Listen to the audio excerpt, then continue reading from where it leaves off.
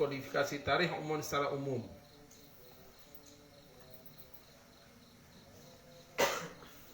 Kitabah itu menulis saja, tercatat gitu aja. Kalau tadwin itu udah dibukukan, disistematik, buat sistematisnya, babnya, judulnya, urutannya dan sebagainya, itu baru tadwin namanya. Setelah kitabah. Kitabah itu ya seperti kita nulis catatan-catatan gitu aja. Wa anal qawaid al-ilmiyata, dan sunnya kaidah-kaidah ilmiah allazi ista'anu biha li dhabti rawati wal akhbari,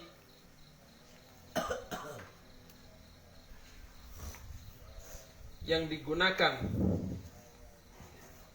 untuk menetapkan atau memastikan riwayat-riwayat dan khabar-khabar, ya lati itu dzatuhal qawaid lati abda'adha uqulul muslimin. Dia itu sendirilah kaidah-kaidah yang baru dibuat oleh akal umat Islam syu'uran, secara perasaan, karena perasaan minhum dari muslimun, perasaan apa? Bil hajah, hajat al-masah yang sangat mendesak, sangat urgen kalau bahasa sekarang, sangat mendesak, ila hifzi masadiril Islam, berhajat pada penjagaan sumber-sumber Islam, wa yanabi'ihil ula, dan mata air-mata airnya yang pertama, min ayyusibaha ayyudakhilin ya'kiruha,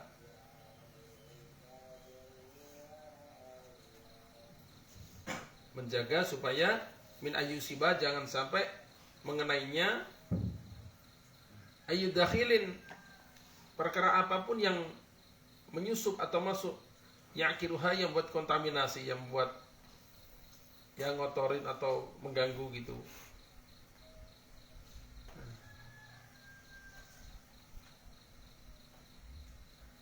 Jadi sebagaimana sebelumnya bahwa Sirah Nabawiyah ini merupakan tonggak pertama atau pintu pertama atau landasan utama untuk penulisan perhatian pada tarikh-tarikh yang lain. Sudah dibahas sebelumnya, tarikh jahiliyah juga, tarikh nabi-nabi dahulu, itu jadi perhatian. Setelah Sirah Nabawiyah dapat perhatian. Dan kemudian ada kaidah-kaidah ilmiahnya untuk menyaring, sebagaimana kemudian dijelaskan, seperti jarh wa ta'dil, ilmu mustalah hadis. Itu pula yang dipakai untuk Sirah Nabawiyah, hanya saja tidak seketat untuk hadis. Kaifa bada'at thumma tatawwarat kitabatus sirah, bagaimana mulai kemudian berkembang apa kitabatus sirah, penulisan Sirah Nabawiyah. Mulainya gimana sih penulisannya? Tadi kitabatus Sirah Nabawiyah, datang penulisan Sirah Nabawiyah min haitsu tartibuz zamaniyu. Awas jangan kepleset. Min haitsu at-tartibuz zamaniyu, dari sisi periodisasi, susunan periodisasi, susunan apa, masa.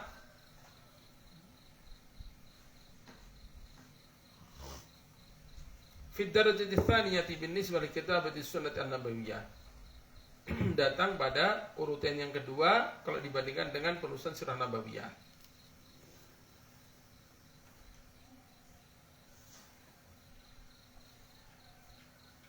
Jadi kalau urutannya ya hadis Nabi dulu ditulis, dikumpulkan, baru kemudian Sirah Nabawiyah.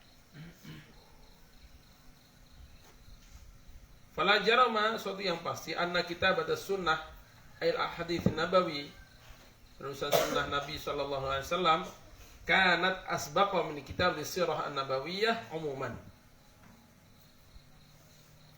ada Abu Kitabah Sunnah itu lebih dahulu daripada penulisan Sirah Nabawiyah secara umum. Secara umum ya. Kalau secara khusus ada yang baru kemudian disusun misalnya begitu. Ini sunnatu badal kitabatuha kama huwa ma'lum fi hayati Rasulullah sallallahu alaihi wasallam. Sebab hadis Nabi sallallahu alaihi wasallam mulai penulisannya sebagaimana itu diketahui sejak hidupnya Rasulullah sallallahu alaihi wasallam.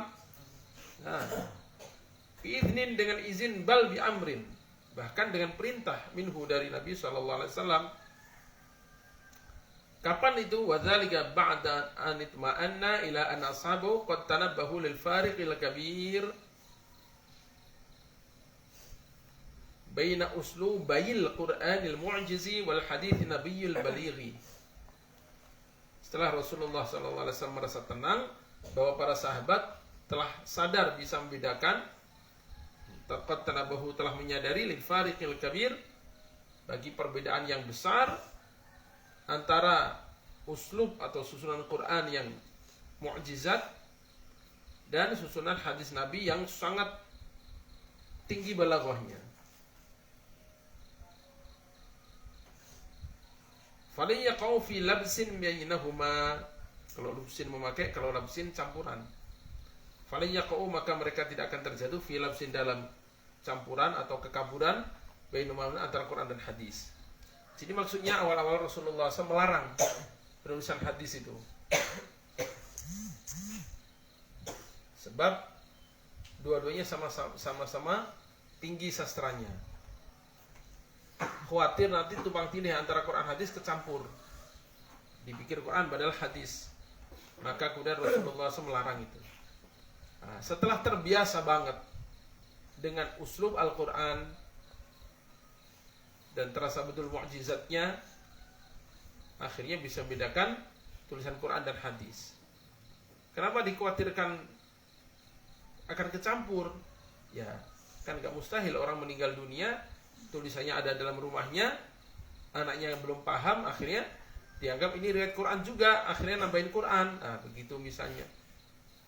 Nah, yang paling banyak punya tulisannya adalah Abdullah bin Amr bin As radhiyallahu anhu. Beliau paling banyak punya tulisan hadis Rasulullah sallallahu alaihi wasallam. Sahabat Abu Bakar pun punya juga yang kemudian dibakar karena khawatir kecampur dengan Al-Quran. Dan itu ya juga yang dijadikan dalil oleh para ulama bahwa serpihan Quran, hadis dan sebagainya yang khawatir keinjek-injek jadi terhinakan, ya udah dibakar aja. Dalilnya apa? Ya sahabat Abu Bakar radhiyallahu anhu itu beliau membakar tulisan hadis beliau.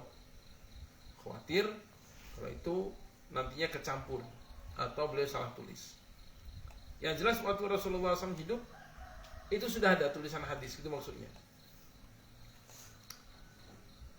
Amma kitabatu hayati Rasulullah sallallahu alaihi wasallam maghazihi bi suratin 'ammah, adapun penulisan kehidupan Rasulullah sallallahu alaihi wasallam, kalau orang biasa akan disebut biografi Rasulullah sallallahu alaihi wasallam dan peperangan-peperangannya bisuratin amah dengan gambaran yang umum, faqad jaa dzalika mutaakhiran, maka telah datang itu mutaakhiran, agak belakangan, agak lambat.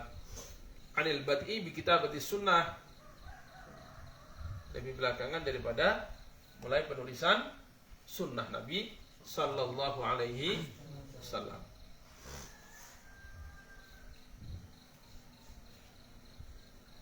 Wa in kana sahabah yatamuna bi naqli siratihi, walaupun para sahabat mereka memperhatikan betul, memberikan perhatian bi naqli siratihi untuk menukil sirah Nabi sallallahu alaihi wasallam, wa maghazihi dan peperangan-peperangan Nabi sallallahu alaihi wasallam syifahan, dari mulut ke mulut secara verbal, enggak ditulis.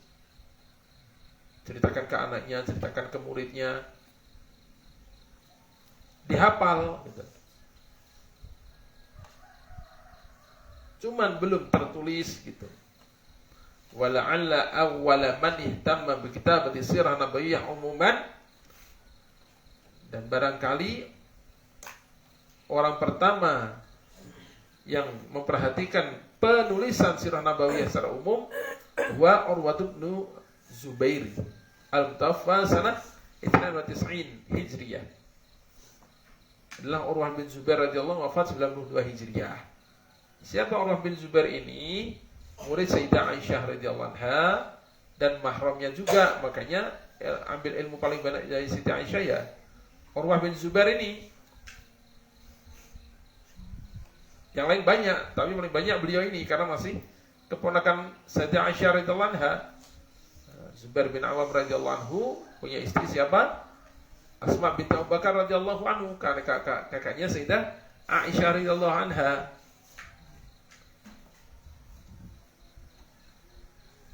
Asma radhiyallahu anha yang menyiapkan bekal Nabi sallallahu alaihi wasallam waktu hijrah itu. Nah, itu istrinya Zubair bin Awam. Zubair bin Awam radhiyallahu anhu menikah dengan Asma radhiyallahu anha, ikut hijrah. Punya anak pertama paling besar adalah Abdullah bin Zubair. Nah, Urwah bin Zubair ini bukan sahabat, gak ketemu dengan Rasulullah sallallahu alaihi wasallam. Gak ketemu langsung sebagai orang bermukmin gitu, enggak. Maka bukan sahabat Urwah bin Zubair ini.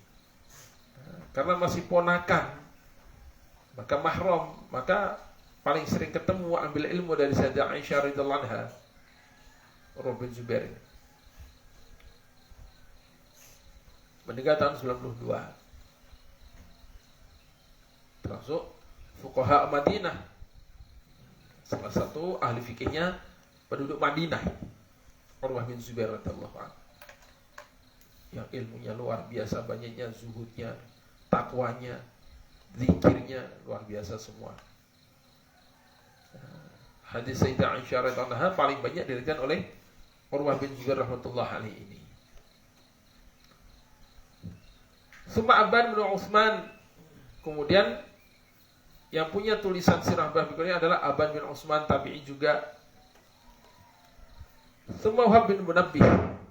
Kemudian yang berikutnya adalah Wahab bin Munabbih. Nah, Wahab bin Munabbih ini kalau dia ini asalnya adalah pendeta. Pendeta Yahudi, sangat alim tentang kitab Taurat dan kitab-kitab lain terdahulu, serta kalam-kalam Nabi Musa, kalam-kalam Nabi Isa alaihi salatu wassalam, dan masuk Islam.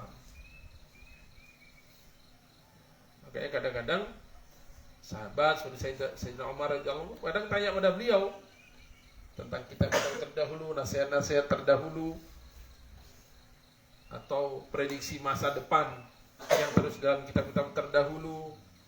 Nah, ini banyak dari Wahab bin Munabbih ini. Tsumma Syurahbil bin Sa'ad kemudian berikutnya adalah Syurahbil bin Sa'ad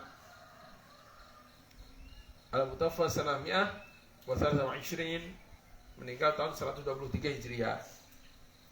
Tsumma Ibnu Syihab Az-Zuhri, kemudian berikutnya adalah Muhammad bin Syihab Az-Zuhri al-Mutawaffa sanah 124 meninggal tahun 124 Hijriah. Beliau pula lah yang terkenal menulis hadis Nabi sallallahu alaihi wasallam dengan perintah siapa? Umar bin Abdul Aziz rahmatullah alaihi. Nah, ini penulis awal sirah nabawiyah. Inna haula yu'adduna, sungguhnya mereka yang disebutkan tadi, Urwah bin Zubair, Abban bin Utsman, Syurahbil, Ibnu Syihab Az-Zuhri, itu dihitung wala raiba, pasti enggak ada ragunya, fi muqaddimati man ihtamu bi kitab sirah nabawiyah, sebagai pendahulu orang-orang yang memperhatikan penulisan sirah nabawiyah.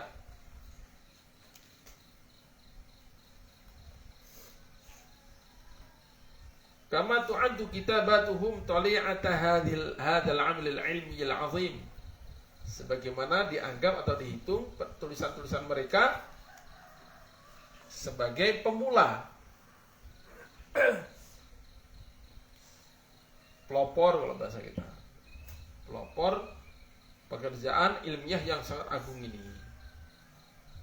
Bal tu'addul khutwatal ula, bahkan dianggap sebagai langkah pertama, kama al-mahna, sebagaimana kami isyaratkan, ikla kitab tarikh wal ihtimam bihi umuman, penulisan tarikh dan perhatian secara umum. Maksudnya kalau dilihat secara umum ya bukan hanya sirah nabawiyah yang pertama kali menulis tentang sejarah ya beliau-beliau ini gitu.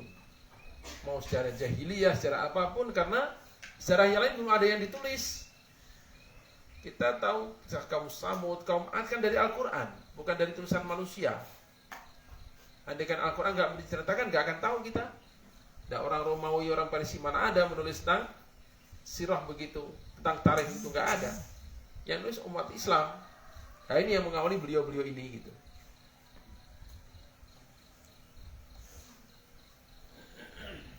Hada biqati an-nadhri an al-kathir min ahdathi sirah.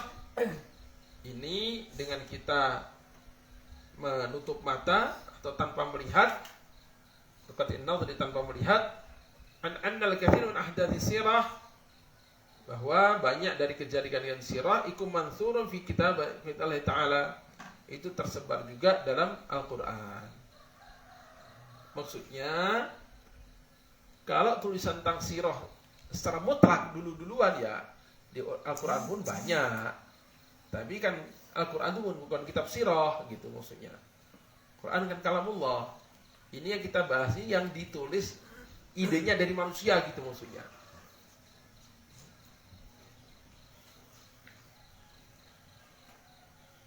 Wa fi butuni kutubis sunnah,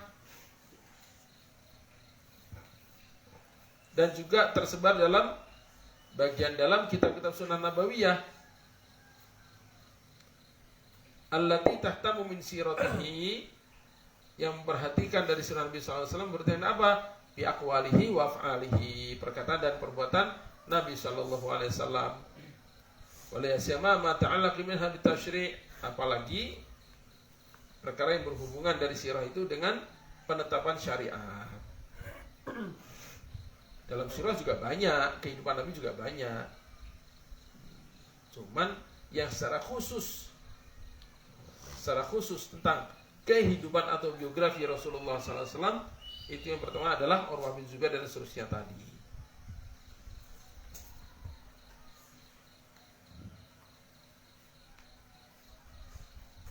Khaira anna jami'a ma kadabahu haula qad bada wa talifa ma'az zaman. Nah, ini sayangnya.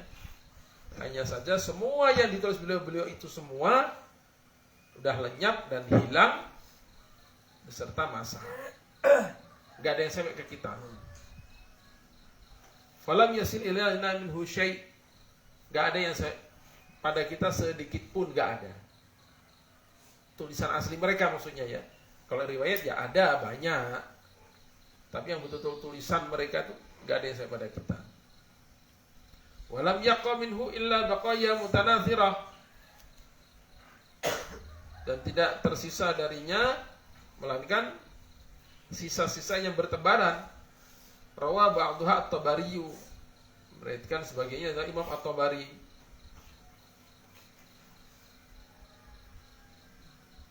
Wa yuqalu, dan dikatakan. Nah, dikatakan bahasanya belum pasti gitu. Makanya pakai wa yuqalu, dan dikatakan, waqila wa yuqalu, itu untuk menunjukkan sesuatu yang masih agak lemah. Kabarnya sih, nah gitu kalau dalam kita. Inna ba'dahal akhara, sungguhnya sebagian yang lain lagi, wa wajuz'un mimma katahu Wahb bin Munabbih, ya satu juz, satu kitab kecil gitu yang tulis Wahb bin Munabbih, ikum mahfudun, itu tersimpan fi Madinah Heidelberg di Almania, tersimpan di kota Heidelberg di Jerman. Jadi memang banyak manuskrip atau tulisan-tulisan kitab yang asli tulisan tangan ulama-ulama zaman dulu yang belum diteliti, belum ditahqiq, masih sangat banyak banget. Yaitu tersimpan di museum-museum, tersimpan di perpustakaan-perpustakaan besar di Eropa malahan. Entah itu di Jerman, entah di Belanda. Banyak banget itu. Banyak banget. Kok bisa ya? Bisa kan mereka pernah menang perang, dan mereka juga suka merampas, mencuri manuskrip atau kitab-kitab kita dari dulu. Disimpan aja. Termasuk sebagian buku-buku atau kitab-kitab tulisan ulama Indonesia zaman dulu. Ada ulama menceritakan waktu kunjungan ke Belanda, itu masuk ke perpustakaan yang menyimpan paling banyak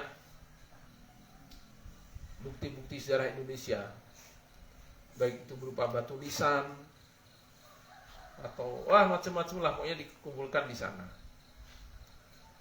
Termasuk buku-buku yang ditulis ulama Indonesia yang ya disembunyikan oleh Belanda gitu, di Leiden itu. Nah, ada yang masuk ke situ, memang dipersilahkan, tamu kehormatan, membaca di situ bahwa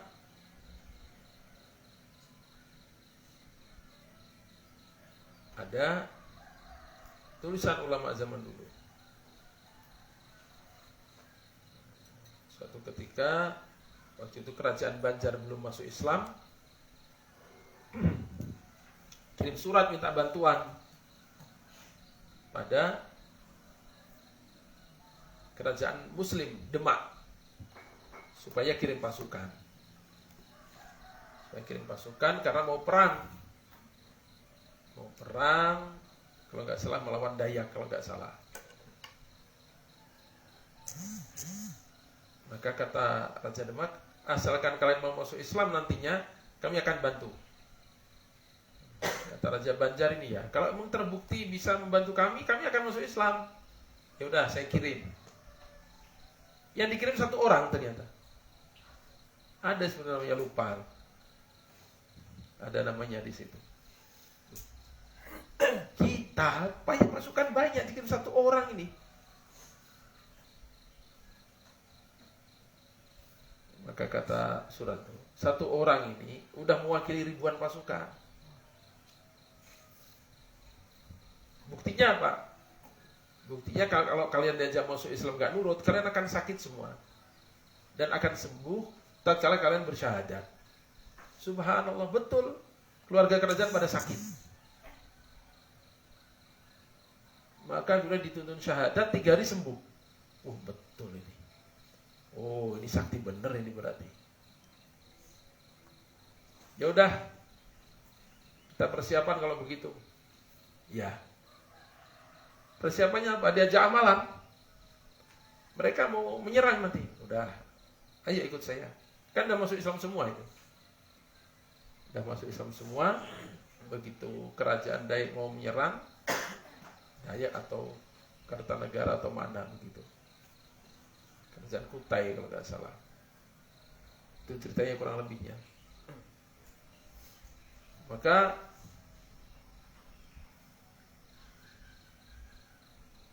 utusan Demak ini membawa semua keluarga kerajaan dan umat Islam masuk masjid.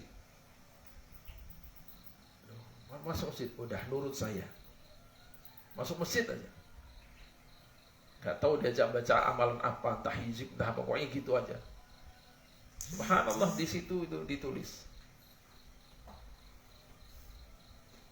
bahwa begitu pasukan itu menyerang, itu semua alat pertanian itu terbang sendiri. Namanya cangkul, namanya kapak, sabit dan itu seperti terbang sendiri melawan pasukan. Ya pada mati orang, nggak dipegang manusia, gimana ngelawannya? Udah menang aja akhirnya. Penduduk masuk Islam semuanya makin kuat. Cukup dengan satu orang dengan amalan tadi. Nah, itu diantaranya. Ini cerita tentang apa tadi? Tentang sumber-sumber atau bukti-bukti sejarah yang memang banyak disimpan di negara-negara barat. Kalau di Jerman, Prancis gitu, ya maklum karena memang mereka pernah perang dan langsung mencuri gitu. Kitab-kitab dicuri, kitab tentang kandungan, kitab tentang pertanian, banyak ditulis ulama Muslim gitu. Belanda menjajah Indonesia, udah kitab-kitab orang Indonesia, ulama Indonesia zaman dulu diambil dibawa ke sana di Jerman. Walakin ja'a fit tabaqat allati taliha ula.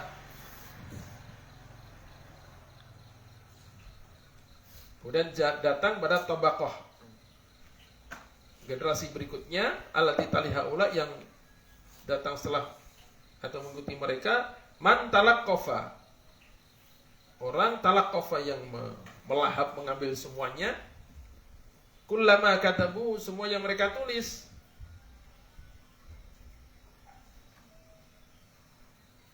fa'athbatu, maka mereka menetapkan jullahu, umumnya atau kebanyakannya yang tulisan pendahulu tadi, fi mutawwanatihim, pada karya-karya kodifikasi mereka, allati wasalaina mu'dhamuha, yang saya pada kita kebanyakannya alhamdulillah, dengan puji pada Allah dan taufik dari Allah, alhamdulillah akhirnya sampai juga ditulis oleh generasi setelah itu. Walaqad kana fi muqaddimati hadhihi tabaqah, telah ada dalam pendahulu tabaqah ini adalah Muhammad bin Ishaq al-Mutawaffa am 152. yakni Imam Muhammad bin Ishaq Sahibul Maghazi, terkenalnya begitu, wafat tahun 152 Hijriah, sejaman dengan Imam Abu Hanifah rahmatullah alaih. Ini yang tulisannya kemudian sampai pada kita. Wa qad ittafaqal bahithun, telah sepakat orang-orang yang ahli pembahasan, para pembahas, para peneliti, ala anna ma kadahu Muhammad bin Ishaq, sungguhnya yang ditulis oleh Muhammad bin Ishaq adalah yu'addu, dianggap atau dihitung min awsaqi ma kutiba fi sirah nabiyah an-nabiyah fi dzalikal ahdi, sebagai yang paling autentik, paling bisa dipercaya, bisa dipertanggungjawabkan kebenarannya, yang ditulis, tulisannya paling otentik, yang ditulis dalam sirah nabiyah pada zaman itu. Dan zaman itu banyak yang nulis lain juga banyak, tapi yang paling bisa dipercaya, bertanggungjawabkan, dia telah tulisan Muhammad bin Ishaq ini. Wala in lam yasil ilaina kitabuhu al-Maghazi bidzatihi, walaupun teks naskah kitabnya itu, kitab al-Maghazi, tulisan langsung Ibnu Ishaq, enggak sampai pada kita sebenarnya. Hanya saja illa anna Aba Muhammad Abdul Malik al-Ma'rufa bin Hisham qad ja'a min ba'dihi,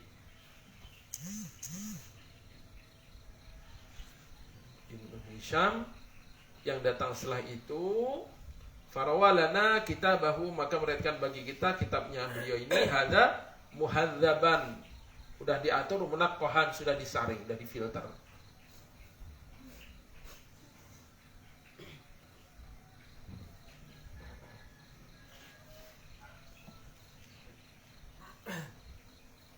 Walam yakun qad madha ala ta'lifi Ibnu Ishaq lahu aktsar min 50 sana, dan belum lalu sejak penyusunan Ibnu Ishaq pada kitab itu lebih dari 50 tahun. Maksudnya antara Muhammad bin Ishaq dan Ibnu Hisham masanya masih dekat gitu. Antara penulisan kemudian Ibnu Hisham menulis kitabnya itu hanya enggak lebih dari 50 tahun. Dan itu yang paling tua tulisan yang urut yang saya pada kita. Sirah Ibnu Hisham terkenalnya. Ya kurang lebih seginilah, 4 jilid begitu. Tapi kalau nggak biasa baca hadis, jenuh baca itu. Kenapa? Sebutkan sanadnya yang kami dengar dari ini begini. Kami dengar dari beliau ini dari ini, kata-katanya begini. Kami begitu. Nggak ringkas, kalau orang nggak biasa baca hadis dengan sanadnya jenuh. Tapi kalau orang akan meneliti, ya udah, itu pegangan paling utama sirah Ibnu Hisham itu. Yaqul Ibnu Khalkan, Imam Ibnu Khalkan menulis Ibnu Hisham hadza Ibnu Hisham yang ini, walladzi jama'a sirat Rasulullah sallallahu alaihi wasallam minal maghazi wasiyar li Ishaq. Dia yang mengumpulkan sirah Nabi sallallahu alaihi wasallam, baik itu maghazi, perang-peperangan, wasiar dan kehidupan Ibnu Ishaq.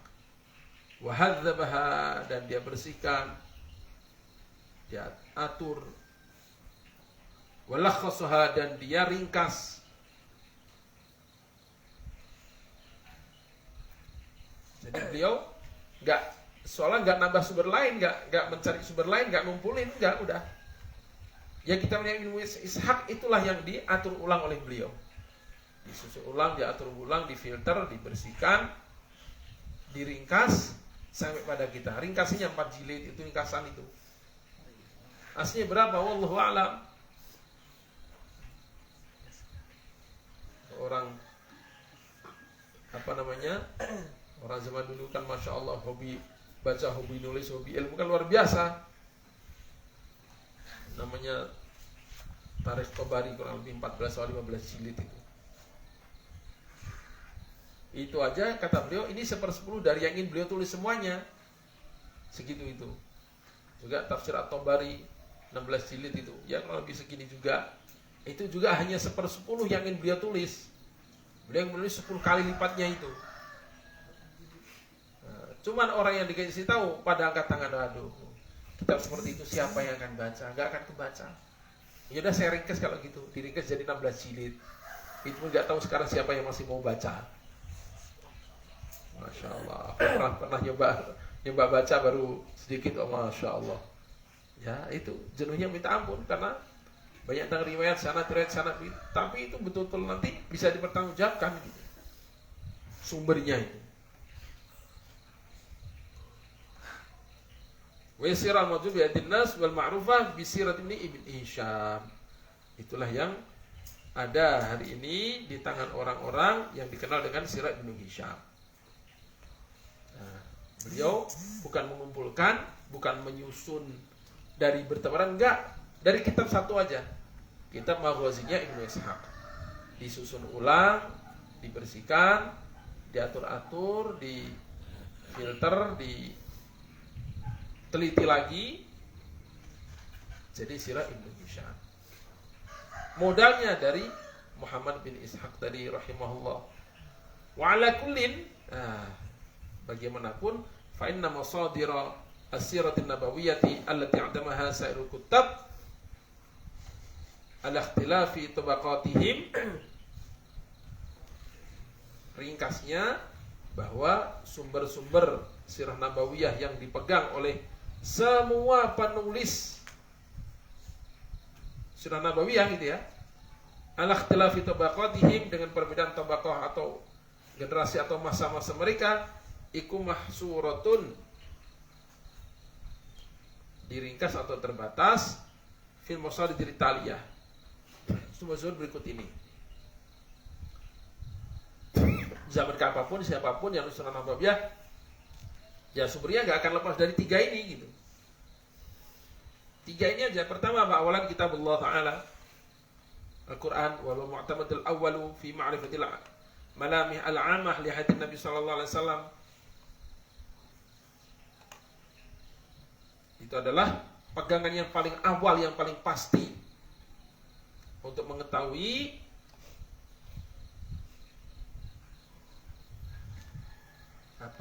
lintasan-lintasan kehidupan Nabi sallallahu alaihi wasallam. Fil ittila', dan untuk meneliti atau melihat alal marahilil ijmaliyah, fase-fase global li siratihi syarifah. Ada sirah sallallahu alaihi wasallam banyak yang direkam, ditulis dalam Al-Quran, dan itu yang paling pasti kebenarannya. Contoh tentang pernikahan Rasulullah SAW dengan Siti Zainab binti Jahash radhiyallahu anha.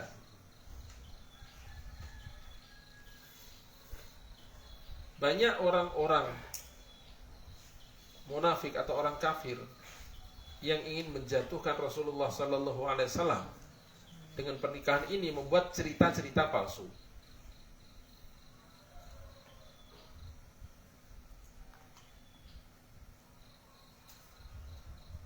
Apa mereka buat? na'udzubillah, tsumma na'udzubillah, tsumma na'udzubillah, tsumma na'udzubillah, betul-betul kotor dan keji. Mereka menulis bahwa Rasulullah SAW suatu ketika masuk ke rumah siapa? Zaid bin Harithah radhiyallahu anhu. Zaid bin Harithah ini budaknya Nabi SAW yang sudah dimerdekakan, yang dinikahkan dengan Siti Zainab binti Jahash. Jadi Zaid itu anak angkat yang sangat disayang, sampai dulu pernah dijadikan namanya Zaid bin Muhammad. Kemudian dilarang oleh Allah Ta'ala, dinikahkan ke Zainab binti Jahash radhiyallahu anha. Dalam cerita palsu yang sangat busuk itu,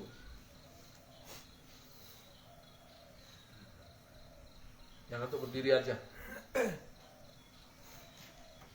Dalam cerita palsu yang busuk itu, di karang cerita Rasulullah masuk ke rumah Zaid bin Harithah radhiyallahu anhu. Waktu itu Zainab binti Jahash sedang tidak menggunakan tutup yang sempurna utuh gitu.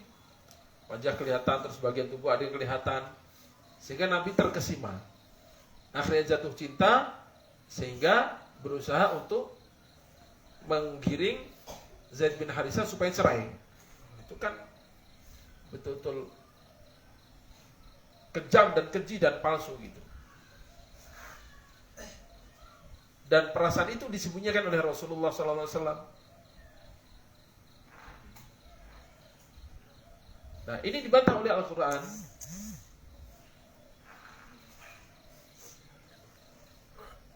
Gimana dalam Al-Quran? Wallahu mubdihi wa takhshan nas, wallahu ahqqu an takhshah. Gimana kata-kata sebelumnya itu? Sebelum Allah mubdihi itu gimana kata-katanya?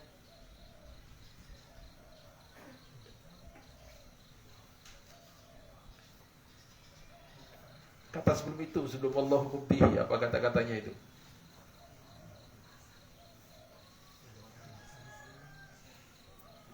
Masya Allah.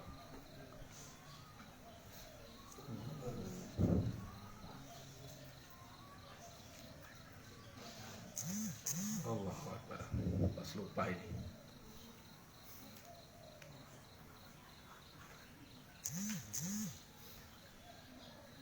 Wa tukhfi fi nafsika. Wa tukhfi fi nafsika. Wa tukhfi fi nafsika. Wallahu mubdi. Wa takhshan nas. Wa tukhfi, dan kau sembunyikan dalam hatimu. Wallahu mubdihi, perkara yang Allah akan nampakkan. Memang Rasulullah menyembunyikan sesuatu dalam hati. Lah ini yang dibelokkan oleh orang-orang perusak, pembenci Rasulullah SAW, membuat cerita palsu. Allah udah kasih tahu kita bahwa Rasulullah menyembunyikan perasaan. Wa tukhfi fi nafsika. Tapi mereka lupa dalam judulnya wallahu mubdihi, wallahu mubdihi. Perkara yang Allah Ta'ala akan buka itu apa isi hatimu. Allah sini akan buka.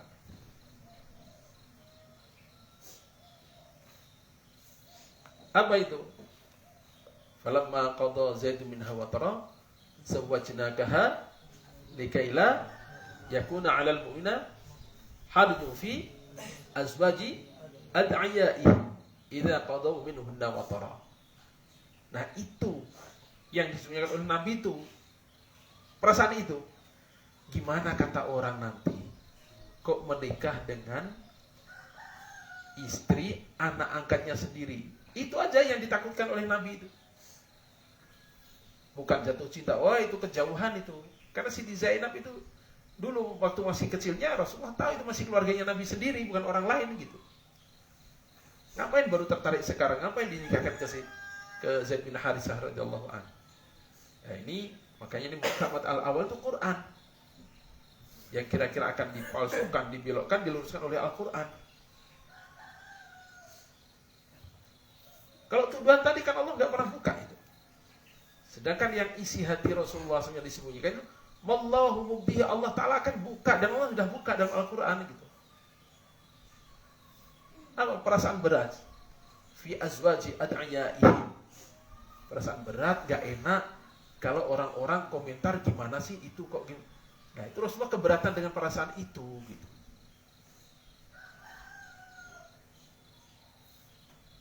Tapi Allah Ta'ala sengaja itu skenario begitu untuk membatalkan anggapan kaum jahiliyah bahwa anak angkat itu adalah sama dengan anak kandung, lalu istri mereka seperti menantu beneran. Allah patahkan total, enggak, istri mereka adalah orang lain, boleh dinikah. Maka Rasulullah SAW yang diperintahkan oleh Allah Ta'ala untuk menjadikan Siti Zainab sebagai istri bilang zawwajnakaha. Makanya Siti Zainab binti Jahsy selalu bangga kalau istri Nabi yang lain tuh mereka dinikahkan wali mereka. Kalau saya, Allah yang menikahkan. Itu kebanggaannya. Seberapa ini? Jam 6 lebih kayaknya. Udah. Tadi ada lanjutannya. Wallahu a'lam. Idris. Ila hadaratin Nabi